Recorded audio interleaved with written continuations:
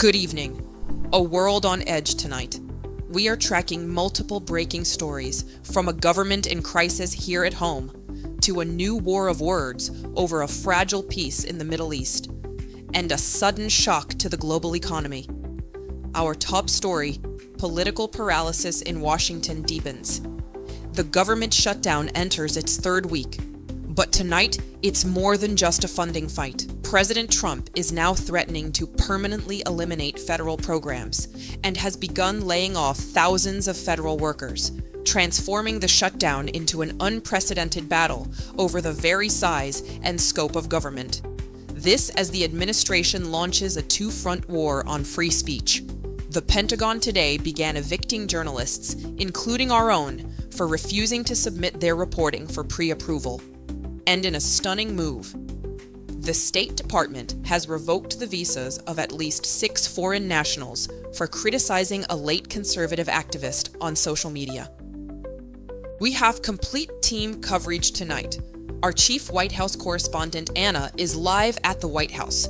Anna, what is the latest on this shutdown standoff? Serena, the situation here is escalating. Speaker Mike Johnson is holding firm, refusing any bipartisan talks, while the White House is doubling down. Sources tell us the list of Democrat programs slated for permanent closure could be released as soon as Friday. This isn't a negotiation anymore. It's being framed as a fundamental restructuring of the federal government by executive action. And it's happening without congressional approval, sparking a constitutional crisis. Democrats are calling it an illegal abuse of power, but with the government shuttered, their recourse is limited. A constitutional crisis indeed, thank you. From a crisis at home to a fragile peace abroad. In the Middle East, a high-stakes exchange between Israel and Hamas is threatening to unravel. Israel says one of the 4 bodies handed over by Hamas is not a known hostage, demanding answers. Meanwhile, humanitarian groups are raising alarms after Palestinian remains were returned from Israel, showing signs of restraint. The fragile ceasefire, brokered just last week, is being tested. Hardliners in the Israeli government, like National Security Minister Ben-Gvir, are calling for a total halt to aid entering Gaza, accusing Hamas of playing games. This, as officials in Khan Yunis report receiving 45 unidentified Palestinian bodies with hands and legs cuffed, deepening the mistrust. For now, the vital Rafah crossing is set to open, but both sides are accusing the other of violating the spirit of the agreement. A separate, quieter ceasefire between Israel and Lebanon, brokered by the US, appears to be holding, but sources say its survival depends entirely on what happens in Gaza.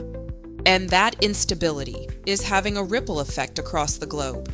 Oil prices surged today, past $105 a barrel, a 12-month high, sending shockwaves through Asian and European markets over inflation fears.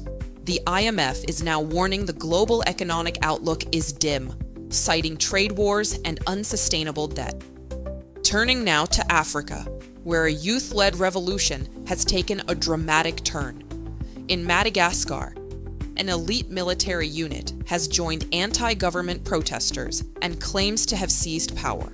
The move comes after weeks of Gen Z-led protests against corruption that turned deadly. President Rajoelina, who has reportedly fled the country, is calling it a coup. But the military says it is simply answering the people's call.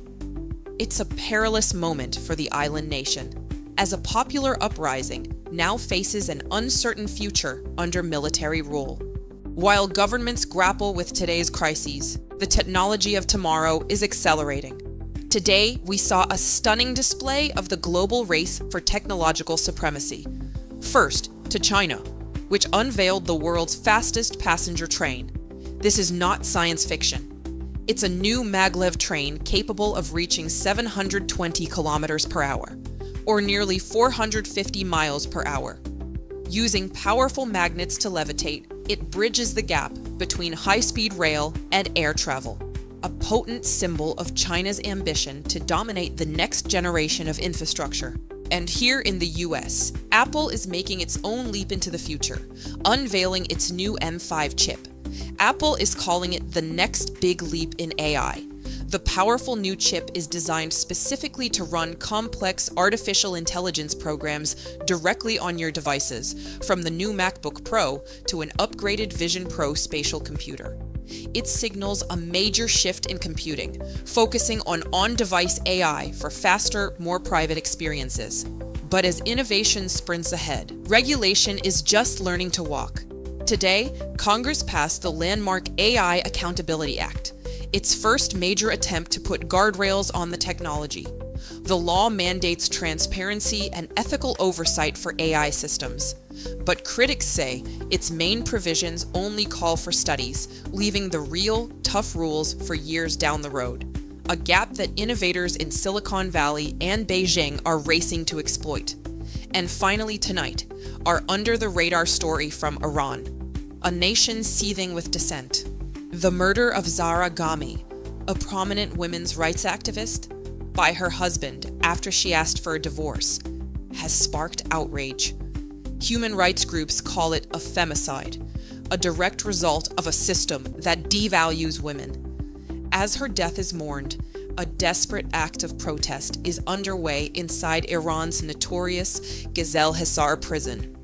An estimated 1,500 death row inmates are on a hunger strike, protesting a wave of executions by the regime.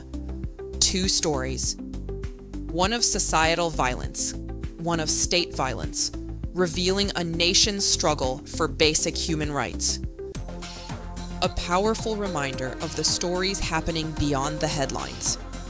That's all for Inside News tonight.